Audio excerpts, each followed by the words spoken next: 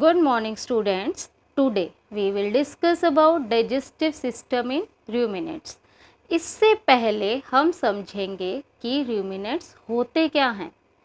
All the animals who chew the cud are called ruminants. मतलब ऐसे जानवर या पशु जो जुगाली करते हैं वो ruminants कहलाते हैं, जैसे कि काऊ, बफलो एक्सेट्रा. ये ruminants पहले फूड को डायरेक्टली इंगल्फ करते हैं, बाद में ग्रास या फोडर को मुंह में लाकर जुगाली करते हैं और फिर डाइजेस्ट करते हैं. Now we will learn how these animals chew the cud and how the digestion of food occurs. Most ruminants have 4 cavities in the stomach. ज़्यादातर ruminants के स्टमक में 4 कैविटीज़ होती हैं और वो हैं र्यूमन और पाउच, द रेक्टिकुलम और honeycomb, the omasum and the abomasum और माउ. और इस टाइप के स्टमक को कंपाउंड स्टमक कहा जाता है. अब पढ़ते हैं इस टाइप के कंपाउंड स्टमक में डाइजेशन होता कैसे है. सबसे पहले फूड एंटर करता है फर्स्ट चैम्बर में.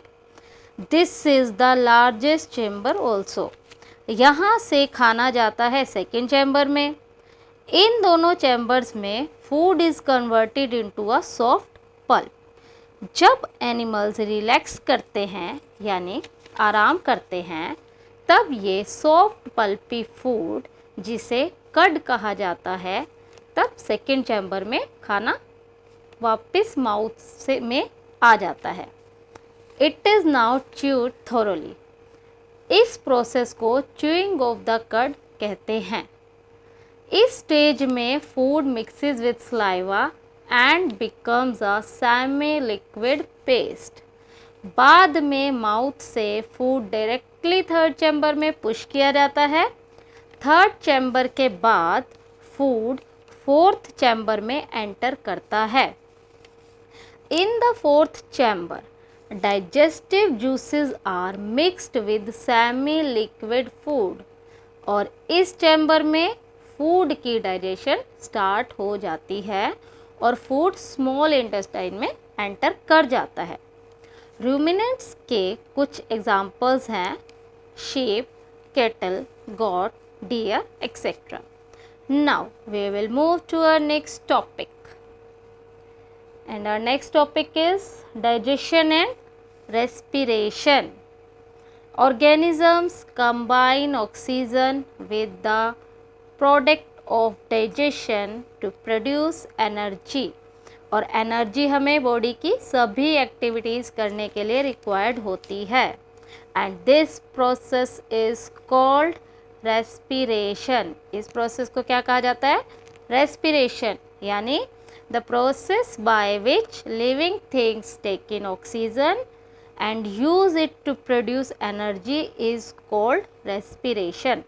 During respiration, we take in oxygen and release carbon dioxide gas as a waste product. जब हम ब्रीथ करते हैं यानी कि सांस लेते हैं तब ये प्रोसेस ऑटोमेटिकली होता रहता है.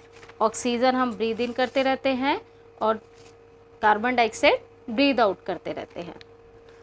अब हम रेस्पिरेशन इन ह्यूमंस के बारे में पढ़ेंगे. रेस्पिरेशन हमारी नोज से स्टार्ट होता है.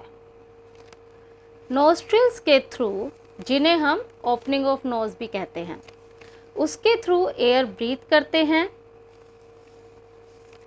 अगर एयर कोल्ड है यानी कि अगर ठंडी एयर हम ब्रीथ कर रहे हैं और जब वो नोज़ की इनर लाइनिंग से पास करती हुई जाती है तो जो नोज़ की इनर लाइनिंग में ब्लड है वो वार्म होता है. वार्म ब्लड के कारण एयर क्विकली हीट हो जाती है, गर्म हो जाती है. And at the same time mucus in the nose moisture the air. Finally both large and tiny hair present in the nose help to clean the air by trapping dust particles and microscopic organisms like bacteria. अब ये moist clean air throat तक पहुँचती है. वहाँ से wind pipe के through respiratory system में, और इसमें पार्ट्स, रेस्पिरेटरी सिस्टम के ये पार्ट्स हैं विंड पाइप और थ्रोट, इसके थ्रू आगे जाती है, पास करती है। ट्रैकिया एंड ब्रोंकियाई थ्रोट और विंड पाइप से पास होती हुई एयर ब्रीथ ट्रैकिया से भी पास होती है, और फिर ट्रैकिया ब्रोंकियाई 2 ट्यूब्स में डिवाइड हो जाता है, जिन्हें हम ब्रोंकस भी कहते हैं। Each bronchus continue to branch into smaller and smaller tubes. जो 2 ट्यूब्स डिवाइड हो गई थी ब्रोंकस, फिर वो फर्दर आगे छोटी छोटी छोटी छोटी छोटी छोटी ट्यूब्स में डिवाइड होता रहता है, स्मॉलर ट्यूब्स में।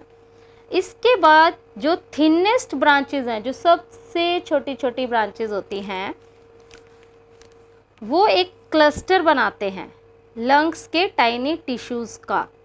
और हमें पता है कि हमारे रेस्पिरेटरी सिस्टम का या हमारे रेस्पिरेशन का जो सबसे मेन ऑर्गन है वो क्या होते हैं, लंग्स। उसके बाद जब ब्लड कैपिलरीज के थ्रू फ्लो करता है तब ये ऑक्सीजन ले लेते हैं, और जो वेस्ट कार्बन डाइऑक्साइड गैस हमारी बच जाती है वो ब्लड से अलग हो जाती है, और बाद में जब हम ब्रीद आउट करते हैं, सांस बाहर छोड़ते हैं, उस समय हम बॉडी से उसको रिलीज़ कर देते हैं, because carbon dioxide gas is harmful to our body. हमारे लिए वो अच्छी नहीं होती, हमें सिर्फ ऑक्सीजन चाहिए होती है to do our further activities. Okay, that's all for today students. Till then, keep revising the covered topics. Thank you.